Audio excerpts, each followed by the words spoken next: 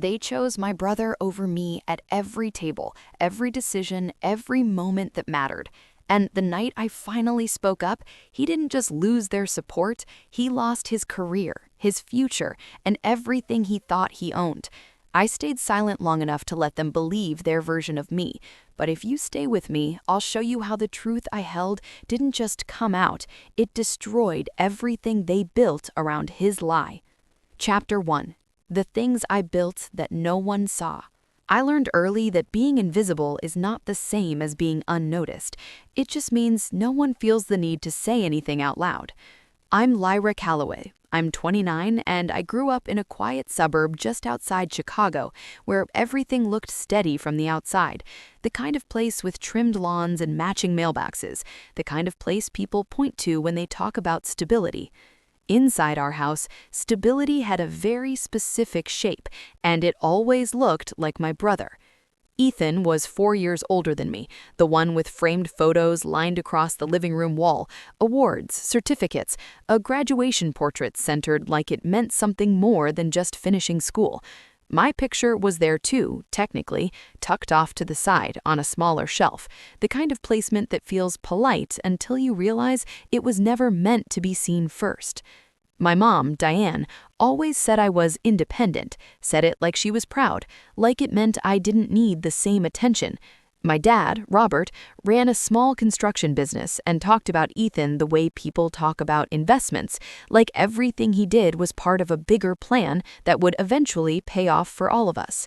No one ever said I mattered less. They just showed me I mattered differently. By the time I got to the University of Illinois, I had already stopped expecting anything from them.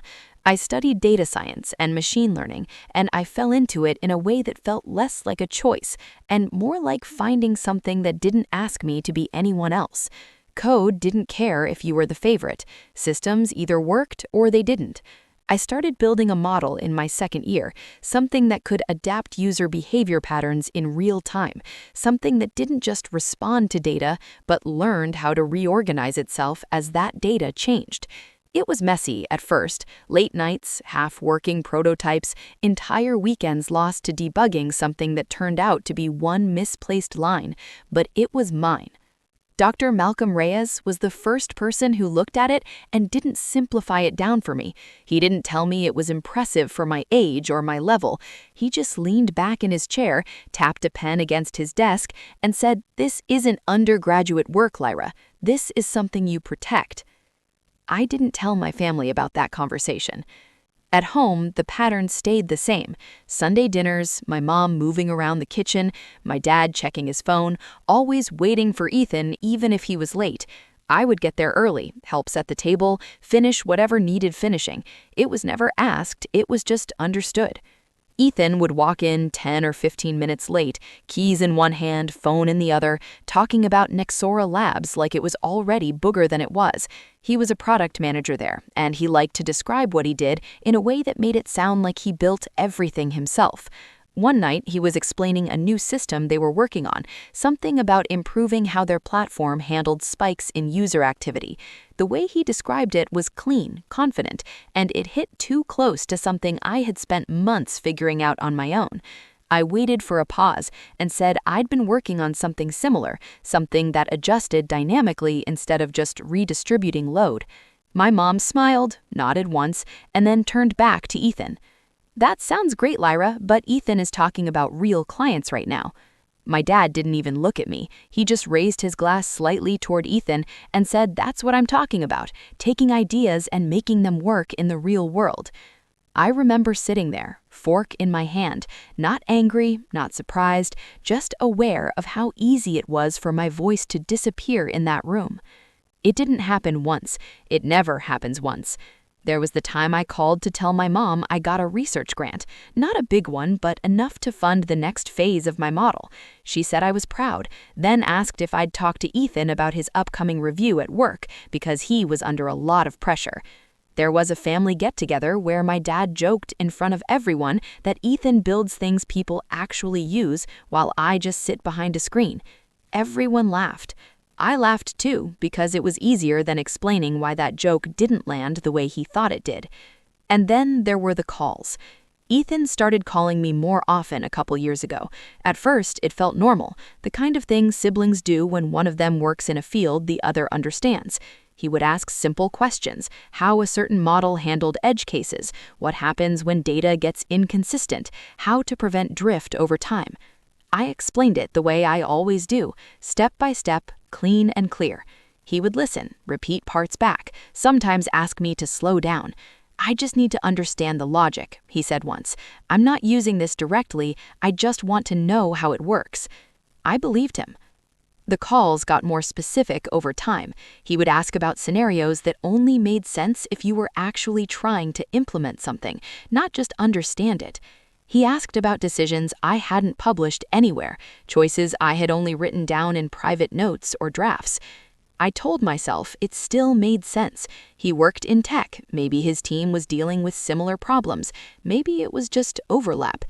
It's easy to explain things away when you've already been told you're overthinking. The first time something didn't sit right wasn't even a big moment. It was a message from Tessa. She sent me a link late one night. Nothing dramatic, just, "This is getting interesting. You might want to see this." It was a LinkedIn post from Nexora Labs, a short write-up about a new internal system they were testing, something about optimizing user behavior patterns at scale. Ethan was tagged in the post, smiling in the photo like he always does when he knows people are watching. I opened the link, read it once, then again. It wasn't the same as my work, not line for line, not something you could point at and say, "This is mine," but there were phrases in there, ways of describing the system, that felt too familiar, the kind of familiarity you don't notice unless you were the one who wrote it first. I closed the tab and told myself it didn't mean anything. There are only so many ways to solve a problem, I thought. People arrive at similar conclusions all the time.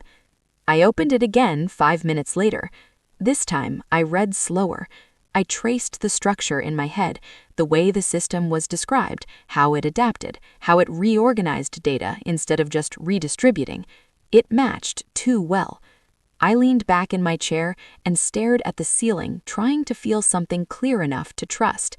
Anger would have been easier, so had certainty. Instead, I got that quiet, uncomfortable space in between, where nothing is proven, but nothing feels right either.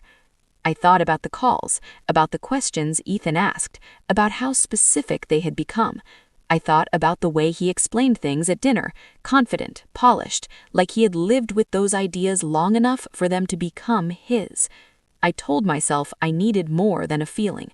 So I closed my laptop, stood up, walked to the kitchen, poured a glass of water, and stood there longer than I needed to, staring at nothing in particular. Because there's a moment right before everything shifts when you can still choose to not see it. And I wasn't sure yet if I was ready to cross that line. The next morning, I opened the link again before I even got out of bed. I told myself I was just checking. Just making sure I hadn't imagined it the night before, that maybe with a clearer head it would look different. The post was still there, the same photo of Ethan standing in a glass conference room at Nexora Labs, the same caption talking about adaptive systems and real-time behavioral optimization. I read it slower this time, not as someone skimming, but as someone tracing structure. The way the system handled spikes, the way it reorganized incoming data instead of redistributing load across fixed channels, the way it learned from short-term anomalies instead of smoothing them out. It wasn't copied word for word, but it followed the same logic path I had written months earlier in a draft I never shared publicly. I closed the app, set my phone down, and sat there in the quiet of my apartment, letting the feeling settle. This still could be coincidence. That was the thought I kept returning to, because it was the easiest one to live with. People solve the same problems all the time. There are only so many efficient ways to build something that works. But the thought didn't hold as well when I opened my laptop. I pulled up my repository, the private one I had been using since late 2021. I scrolled through commits, watched the timeline move from rough prototypes to something more stable, more intentional. Each version carried decisions that didn't come from a textbook. They came from trial, from failure, from sitting with something long enough to understand how it broke.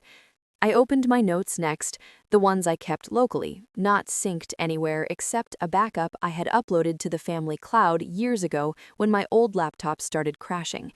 I read through a section where I had outlined how the system should react when incoming data became inconsistent across regions. Then I went back to the Nexora post. The description wasn't identical, but it mirrored the same reasoning, the same solution to a problem most people approached differently.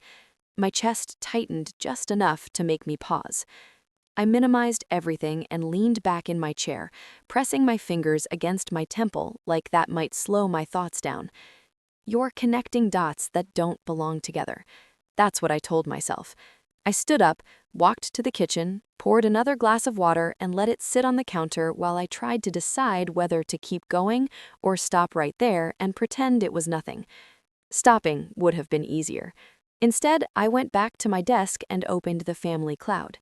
It took me a second to remember the exact folder structure. I hadn't touched it in a while.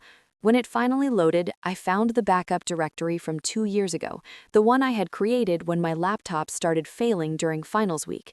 There was a tab for activity history. I hovered over it for a moment, then clicked. At first, it was just a list of timestamps and file names, routine access, my own edits, a few downloads. Then I saw a name that didn't belong in that pattern, Ethan. Once, twice, then again. I scrolled. The entries stacked up, not in one cluster, but spread across months. Some were close together, others weeks apart. Each time tied to files I knew I hadn't shared with anyone directly. I started counting without meaning to. By the time I stopped, the number sat at 47. 47 times my brother had opened files that only existed because I had spent nights building them. I sat there staring at the screen, waiting for the feeling to shift into something simpler. Anger, maybe. Relief, even, because at least this would mean I wasn't imagining things. Instead, I felt something colder, a kind of quiet clarity that doesn't rush in all at once, but settles piece by piece until there's no room left for doubt. I closed the Activity tab and reopened one of the files he had accessed the most. It was an early version of the model, messy but functional, with comments I had written to myself about what wasn't working yet, comments no one else would understand without context. I searched for a phrase from those comments in the Nexora blog. It wasn't there exactly, but the concept was, translated into cleaner language, stripped of the uncertainty, presented like a finished idea, instead of something still in progress. I leaned forward, elbows on the desk, staring at the two screens side by side. This wasn't a coincidence. I shut my laptop, not because I was done, but because I needed a second to think without looking at proof that was already starting to feel overwhelming. My phone buzzed on the table. It was Tessa again. "Did you see the update they posted this morning?"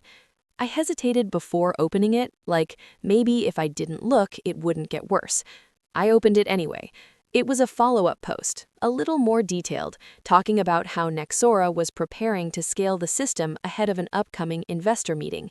Ethan's name was mentioned again, this time alongside a few others, but positioned clearly as the one leading the direction. I typed a reply, then deleted it. I didn't know how to explain what I was seeing without sounding like I was accusing my own brother of something I hadn't fully proven yet. Instead, I closed the message and opened my email. Dr. Reyes replied within an hour. I had sent him a short note earlier that morning, nothing emotional, just a request for a quick meeting to go over some discrepancies I had noticed. We met in his office that afternoon. He didn't ask me how I was feeling, he asked me what I had. I walked him through it step by step, the repository, the timestamps, the cloud access logs, the blog posts.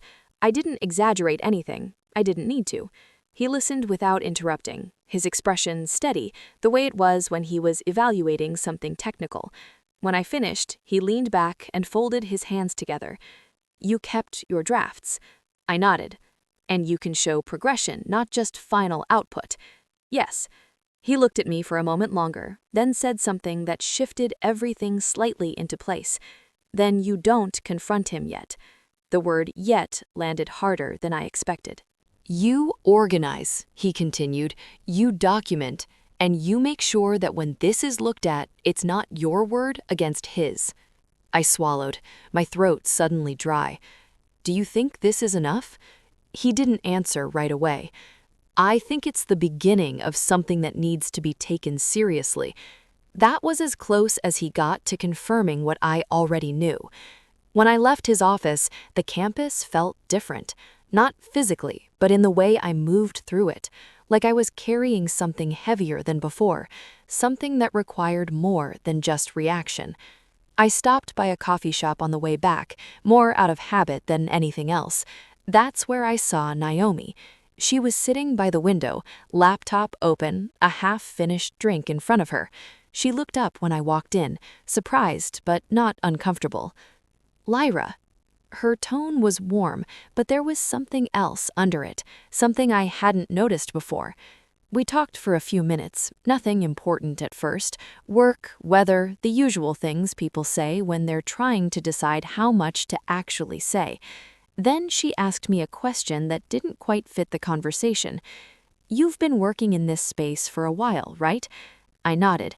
Some of what Ethan's been describing lately, she said, it sounds more like something you'd say than something he would. I didn't respond immediately. She looked down at her cup, then back up at me. Maybe I'm overthinking it. The phrase echoed in my head. Maybe. I kept my voice even.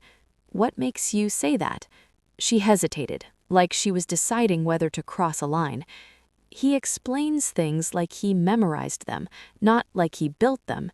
That was it. A simple observation, spoken without accusation, but it cut through everything else. I forced a small smile, something neutral enough to not give anything away. Ethan's good at presenting. She nodded but didn't look convinced. Yeah. We let the conversation drift after that, both of us pretending we hadn't just touched on something neither of us fully understood yet. When I left the cafe, the air felt sharper, colder against my skin. This wasn't just in my head anymore. It wasn't just in code or logs or blog posts. It was showing up in the way other people saw him. I walked back to my apartment without checking my phone, without replaying the conversation over and over like I usually would. There was a clarity settling in, slow but steady. I wasn't wrong, and that meant whatever this was, it was bigger than a misunderstanding. Back at my desk, I opened a new folder. I didn't name it anything dramatic, just documentation. I started dragging files into it, organizing by date, by version, by relevance. Repository history, exported logs from the cloud, screenshots of the Nexora posts, emails with Dr. Reyes. Each piece fit into a timeline that was starting to look less like a coincidence and more like a pattern. I didn't send anything yet. I didn't call Ethan. I didn't tell my parents. I just kept building it, the same way I built everything else, quietly, carefully, making sure every part connected before I let anyone else see it. Chapter 3. The part no one expected me to plan. I didn't need to rush anymore, and that was the first time I felt like I had any control at all. For years, everything between me and Ethan had existed in moments, quick conversations, half-finished thoughts, things said over dinner and forgotten by everyone except me. Now it was different. Now I had time, and more importantly, I had a direction. I started with the simplest thing I had avoided my entire life. I made a plan. It didn't feel dramatic. There was no moment where I sat down and decided to destroy him. It was quieter than that, more practical. If everything I had built could be taken, then I needed to make sure I had somewhere to go before I let anything fall apart. I updated my resume first. I hadn't touched it in months, maybe longer. I listed out everything I had done, the models I had built, the systems I had designed, the research I had contributed to. Seeing it written out like that felt strange, like I was looking at someone else's work. It wasn't because it wasn't real, it's because no one at home had ever treated it like it was. I sent it to Dr. Reyes for feedback. He replied that night, "This is stronger than you think." I stared at the message for a second longer than I needed to, then opened a job listing I had saved weeks ago and never applied to. A machine learning role in Washington, D.C., a company working on large-scale behavioral systems, the kind of place where what I did wouldn't need to be translated into something smaller to be understood. I submitted the application before I could overthink it. That was step one. Step two was harder. I opened a new email and typed out a message to Nexora Labs. I addressed it to their compliance department, the kind of department no one thinks about until something goes wrong. I kept it short, factual, controlled. I believe there may be an issue regarding intellectual property in one of your internal systems. I have documentation showing the development timeline of a model that shares core structural similarities with a product currently associated with one of your employees. I stopped there. No accusations, no emotional language, just enough to make someone take a second look. I attached nothing yet. I didn't send it right away either. Instead, I saved it, closed the tab, and sat back in my chair. Because this part mattered more than anything else. Not the evidence itself, but how it was presented. If I rushed this, if I let it look like a personal dispute, it would be easy to dismiss. I needed it to look like what it actually was, a pattern. I spent the next few days organizing everything. Repository history exported into clean timelines, access logs from the family cloud broken down by date and file, screenshots of Nexora posts archived in case anything changed, emails between me and Dr. Reyes that showed how the model evolved over time. Every piece had to connect without me explaining it. At some point, I stopped feeling nervous, not because the situation wasn't serious, but because it had shifted into something I understood. Systems either held together or they didn't. Evidence either aligned or it fell apart. And this, for the first time, felt like something that would hold. The interview request came in 3 days later. Washington, D.C. wanted to talk. I read the email twice, then a third time, just to make sure I hadn't missed anything. It was a first round, nothing guaranteed, but it was enough. I didn't tell my parents. I didn't tell Ethan. I didn't even tell Tessa. I just scheduled the interview and kept moving. The call went better than I expected. The questions were direct, technical, the kind that forced you to explain not just what you built, but why you built it that way. I answered without hesitation, not because I was confident in the moment, but because I'd lived with those decisions long enough that they didn't need to be rehearsed. At the end, one of the interviewers asked where she saw herself in a year. I almost said something safe. Instead, I told the truth. Working somewhere that understands what I actually do. There was a pause on the other end, not uncomfortable, just long enough to feel like they were taking it seriously. We'll be in touch soon. When the call ended, I closed my laptop and sat there in the quiet of my apartment, letting the reality of what I had just done settle in. I wasn't waiting anymore. At home, nothing had changed. Sunday dinner came like it always did. Ethan walked in late, keys in one hand, phone in the other, talking before he even sat down. Something about investor interest, about how Nexora was getting close to a deal that could change everything. My dad leaned forward, completely focused. That's what I like to hear. My mom smiled the way she always did when Ethan talked about work, like she was already picturing the future he promised. I sat there, listening, watching. Ethan glanced at me at one point. "You've been quiet lately." I shrugged. "Busy." He nodded, like that made sense, then kept talking. I studied his face while he spoke, the way he moved through ideas, confident, fluid. If I didn't know what I knew, I would have believed him completely. Maybe that was the most unsettling part, not that he took something that wasn't his, but that he did it well enough to convince everyone else it was. At one point, my dad turned to me. "You should learn from your brother. He knows how to take an idea and turn it into something real." The words landed exactly the way they always did. Except this time, they didn't stay there. I let a second pass, then said something I hadn't planned to say. What happens if the idea wasn't his? The table went quiet for a moment. Ethan let out a small laugh, like I had made a joke that didn't quite land. Then he looked at me. What's that supposed to mean? I met his gaze, steady. Nothing, just curious. He shook his head slightly and leaned back. You always overthink things, Lyra. There it was again, the same dismissal packaged as familiarity.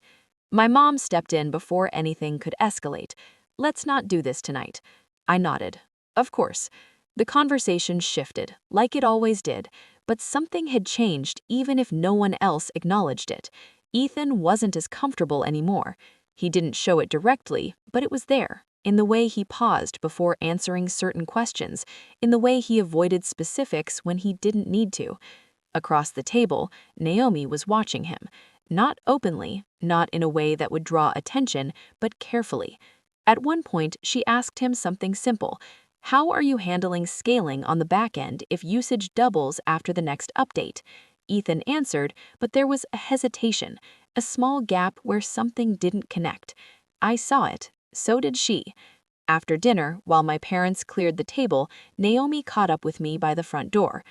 Hey, I turned. Yeah? She hesitated, then spoke quietly. Something feels off.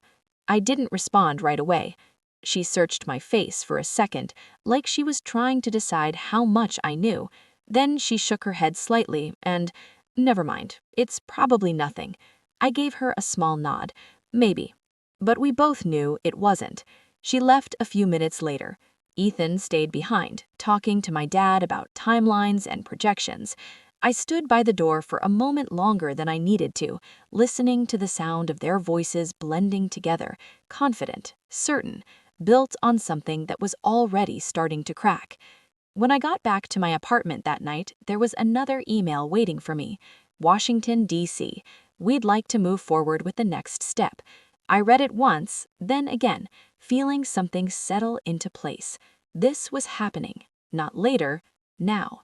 I opened the draft email to Nexora Labs, the one I hadn't sent.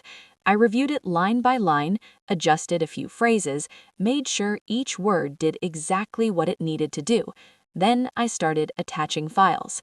Not everything, just enough. Enough to open the door. I hovered over the send button for a second, not because I wasn't sure I wanted to, but because I knew this was the moment everything would start moving in a way I couldn't control anymore. Then I clicked. The email disappeared. There was no sound, no immediate response, nothing dramatic, just a quiet shift. I leaned back in my chair and let out a breath I didn't realize I had been holding. Chapter 4. The night everything started to break. The first sign that something had shifted wasn't loud. It was subtle, the kind of change you only notice if you've been paying attention long enough. Ethan stopped answering his phone at dinner. Not completely, not in a way that anyone else would question, but enough that I noticed the difference. He still checked it, still kept it face down next to his plate, but when it buzzed, he didn't pick it up right away. He let it sit for a few seconds longer than usual, like he was deciding whether to see whatever was on the other side. My mom didn't notice. My dad didn't either.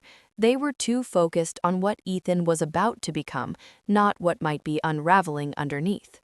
The dinner that night wasn't supposed to be anything special, just another Sunday, but the energy felt different from the moment I walked in. My mom had set the table like it was a celebration. Nicer plates, better wine, the kind she only brought out when she wanted something to feel important. Ethan walked in 10 minutes late again, but this time he wasn't talking when he stepped through the door. He looked at me for half a second, just enough for something unspoken to pass between us, then turned his attention back to my dad. "We're close," he said, dropping his keys on the counter. "Really close. Caleb wants to meet again next week. If this goes through, it changes everything." My dad leaned forward immediately. "That's what I've been waiting to hear." My mom smiled, already halfway into a future that hadn't happened yet. I took my seat without saying anything. Naomi was there too, quieter than usual, watching more than she spoke. She sat across from Ethan, her hands folded lightly in front of her, eyes moving between him and the rest of the table. Dinner started the way it always did. Small talk, updates, the rhythm of a family that knew how to move around each other without actually touching anything real. Then Ethan started talking about the product. He described it with the same confidence as before, but there was a sharpness to it now, something a little more defensive underneath the surface. He talked about scaling, about how his team had pushed through technical limitations, about how he had to step in to carry the vision when things got complicated. At one point, he glanced at me, just briefly. Some people understand theory, but it takes a different kind of skill to turn that into something people can actually use. My mom laughed softly. That's true. My dad nodded, lifting his glass slightly toward Ethan. That's why you're where you are. The room felt smaller all of a sudden. I didn't react right away. I let the moment settle, let the words sit exactly where they were meant to land. Then I looked at Ethan.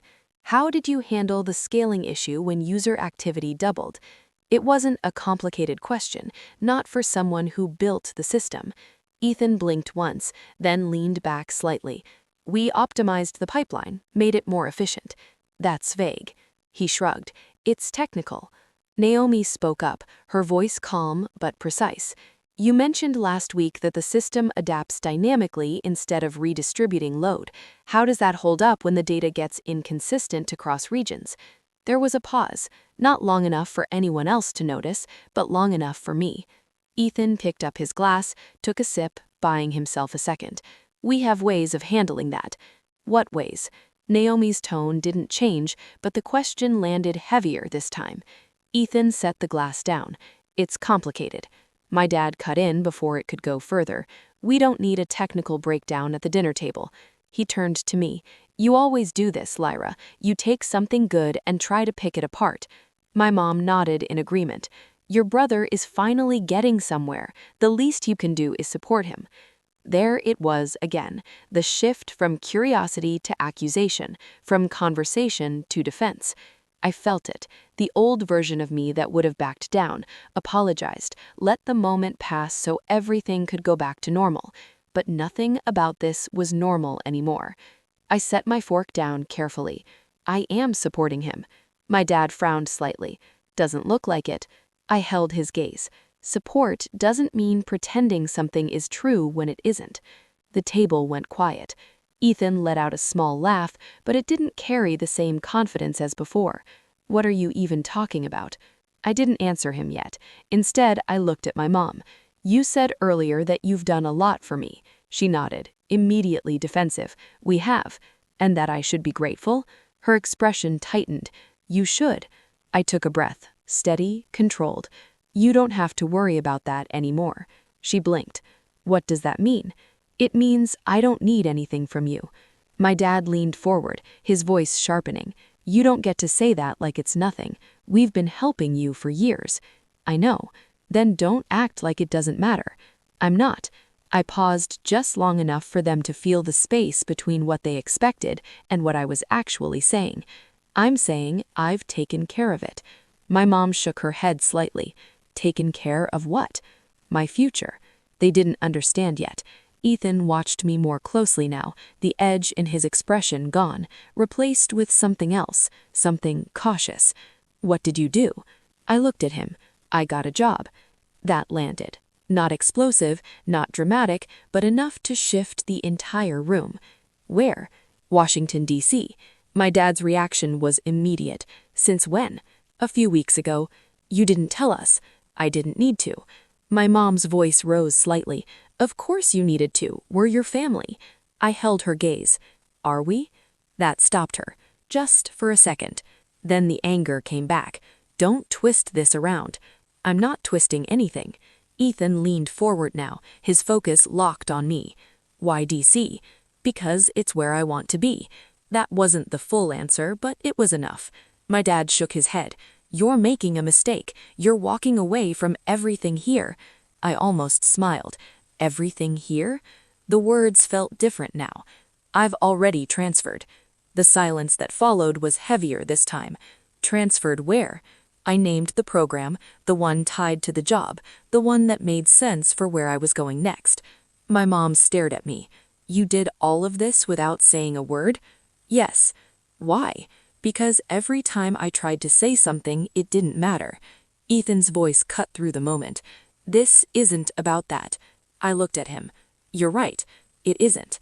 There was a shift in his posture, something tightening. Then what is it about? I let a second pass, then another. About truth. He scoffed, but it didn't sound real. You're being dramatic. No. I met his eyes, steady, unflinching. I've already sent everything to Nexora. The words didn't explode. They settled, like something final. Ethan's expression changed instantly. What? I kept going. Documentation, development timelines, access logs. My mom looked between us, confused. What are you talking about? I didn't take my eyes off Ethan. Everything you've been building. It's being reviewed. He shook his head, too fast. That doesn't even make sense. It does. My dad stood up slightly. Lyra, stop. I didn't. And I sent a copy to your graduate program. That was the moment everything broke. Not loudly, but completely. Ethan's chair scraped against the floor as he pushed back. You have no idea what you're doing. I do. No, you don't.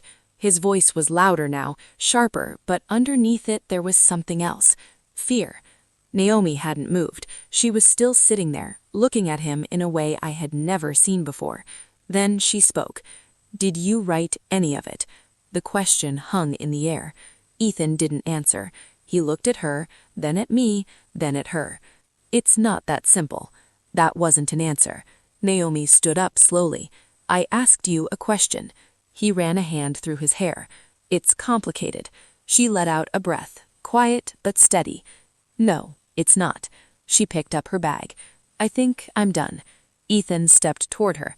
Naomi, wait.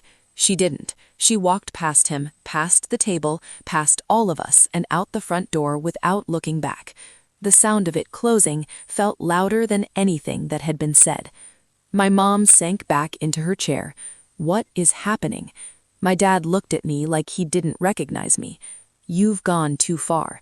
I shook my head. No. I stood up, pushing my chair back just enough to make space. I just stopped going along with it.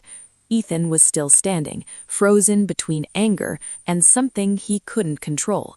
You're going to regret this. Maybe. I picked up my coat, but not for the reasons you think. No one stopped me as I walked to the door. Not this time. And for the first time in that house, I didn't feel like I was leaving something behind. I felt like I was stepping out of something that had already been broken before I said anything. By the time I reached my apartment, my phone was already lighting up. I didn't check it right away. I dropped my keys in the bowl by the door, took off my coat, and stood in the middle of the living room with that strange, weightless feeling you get after a car accident, when everything is technically still standing, but your body knows something irreversible has already happened. Then I looked. 3 missed calls from my mother, 2 from my dad, 4 texts from Ethan, each one shorter and angrier than the last. What did you send? Call me now. You are out of your mind. Fix this. I set the phone down and walked to the kitchen. For years, that would have been the moment I cracked. I would have paced, cried, rewritten every memory in my head until somehow I became the one who had gone too far. But that night, there was only one thing I felt with any clarity: relief. Not because I enjoyed what was happening, I didn't, but because I was finally on the other side of the lie. The first email from Jordan Blake came at 8:14 the next morning. We have opened a formal internal review. Please do not contact any involved employees directly while this process is ongoing. We may request additional documentation. That was it. No emotional language, no promises, no sympathy. It was perfect. I forwarded the message to Dr. Reyes. He replied 10 minutes later. Good. Now let the process work. I tried. I went to class. I answered 2 work emails. I sat through a meeting and absorbed almost none of it. Every hour or so, I checked my phone. Not because I expected something dramatic, but because I could feel the story moving without me. At noon, Tessa called. You need to tell me what the hell happened. I leaned back in my chair and stared at the ceiling. How much do you know? Enough to know Ethan looked like someone had pulled the floor out from under him. Naomi called off work this morning. Also, your mother texted my mother, which means the panic has officially spread to the suburbs. Despite myself, I laughed. It came out tired. That bad? Worse. What did you do? I told her the short version. Not every detail, just the truth. The code, the logs, the review, the dimmer. When I finished, Tessa was quiet for a second. Then she said exactly what I think I needed someone to say. Good. That was it. No softening, no maybe there was another way, no but he's your brother. Just good. 2 days later, the second email came, this time from the graduate program Ethan had attended. We are in receipt of your documentation and have initiated an academic integrity review regarding prior submitted work associated with Mr. Ethan Calloway. That was when the situation stopped feeling private. A corporate review was one thing. Schools, investors, formal records, those were different. Those lasted. Ethan called that afternoon from a number I almost didn't recognize because I had already blocked the first one. I answered before I could talk myself out of it. His voice came in hard and low, like he was trying to keep from shouting. What exactly do you think you're doing? Telling the truth. No, he snapped. You are trying to destroy me. I looked out my window at the parking lot below, at a woman loading grocery bags into the trunk of her car, at an ordinary life continuing under a sky that didn't care what either of us had done. You built something with my work and expected me to sit there while everyone applauded you for it? He exhaled sharply. You have no idea how any of this works. I almost smiled. That was always his problem. He thought understanding how systems worked belonged naturally to him because confidence had carried him through everything else. Actually, I said, I do. He went quiet. Then he changed tactics, which was somehow worse. You could have talked to me first. I closed my eyes. I did, for years. Every time I explained something to you, every time I handed you one more piece of myself and trusted you to know the difference between help and theft. He didn't answer that. When he spoke again, his voice sounded thinner. Caleb pulled out. That landed harder than I expected. You mean the investor? You know exactly who I mean. I didn't say anything. He laughed once, bitter and humorless. You just cost me everything. I opened my eyes. No, Ethan, I just stopped paying for it. He hung up. 3 days later, Naomi texted me. I'm sorry I didn't see it sooner. I stared at the message for a long moment before replying. You saw more than most people did. She called me that evening. Her voice sounded calm, but it was the kind of calm you get after you've cried until there's nothing left to hide. He admitted enough, she said. Not everything, but enough. I sat on the floor beside my couch, knees bent, phone pressed to my ear. What happens now? I don't know. I gave the ring back. The sentence sat between us. I'm sorry, I said, and I meant it. She let out a long breath. The worst part is that I kept thinking maybe I was being unfair. Maybe I just didn't understand his work. Maybe I was asking the wrong questions. And all along, he was counting on that. I thought about how familiar that sounded. He counted on a lot of that. Naomi was quiet for a moment. You know what finally made me leave? What? It wasn't the lie itself. It was how comfortable he was inside it. After we hung up, I sat there for a while thinking about that sentence. Comfortable inside it. That was Ethan, not just a man who lied, but a man who had been rewarded for lying so consistently that honesty started to feel unreasonable to him. The official fallout came in layers. Nixora removed Ethan from the project pending the internal review. Caleb Wright froze all investment discussions with Nixora until the matter was resolved. Robert called me after that happened, but I didn't answer. Then came the financial pressure. I learned through my mother's third voicemail and my father's first actually honest message that they had signed personal guarantees tied to Ethan's company. $350,000. That was the number attached to his next round of funding, the one everyone had been acting like was inevitable. Without Caleb and without Ethan's credibility, the bank wanted reassurances they couldn't provide. For the first time in my life, I understood that my parents had not only loved Ethan differently, they had built their future around him.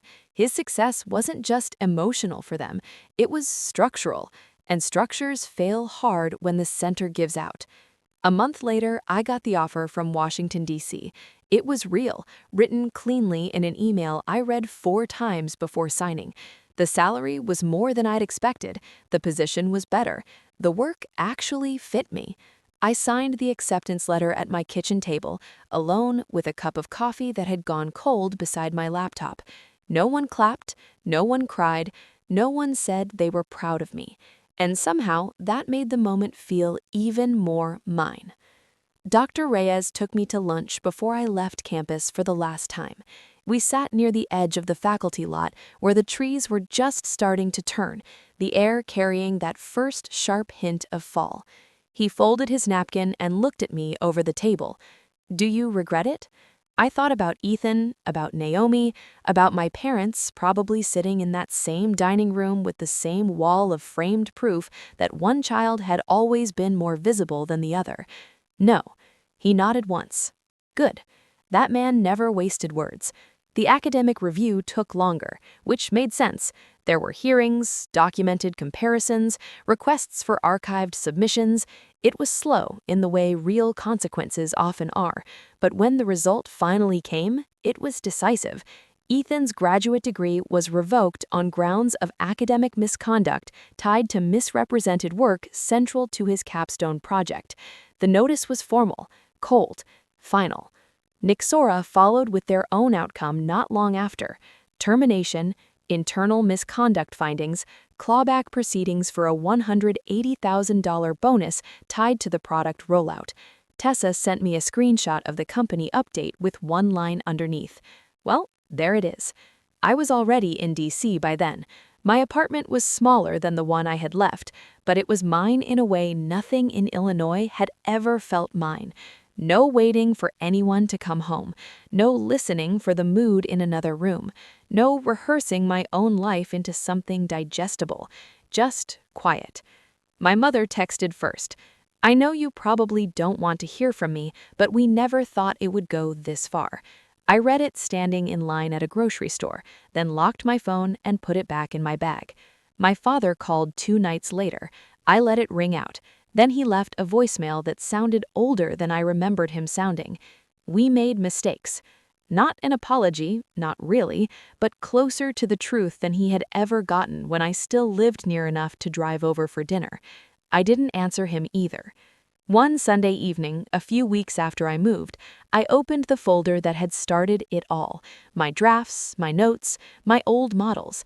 The first ugly version of the system was still there, full of broken logic and comments I had written to myself at 2 in the morning. Needs cleaner load redistribution here. This might fail at scale. Try again.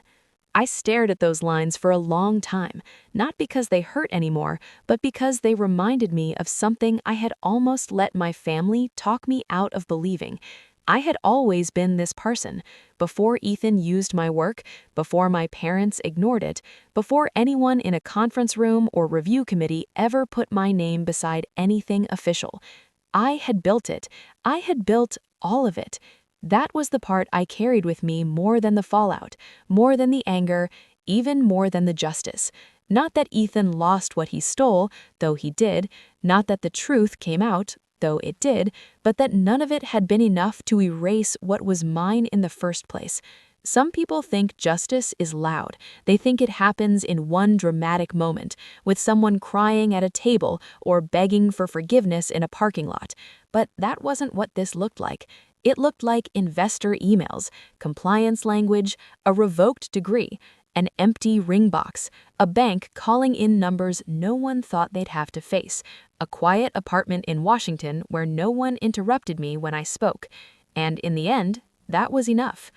If you've ever been the one they overlooked, the one they talked over, the one they expected to stay quiet while someone else took credit for your life, tell me where you saw yourself in this story. And if you want to stay with me for the next one, there's always another truth waiting its turn.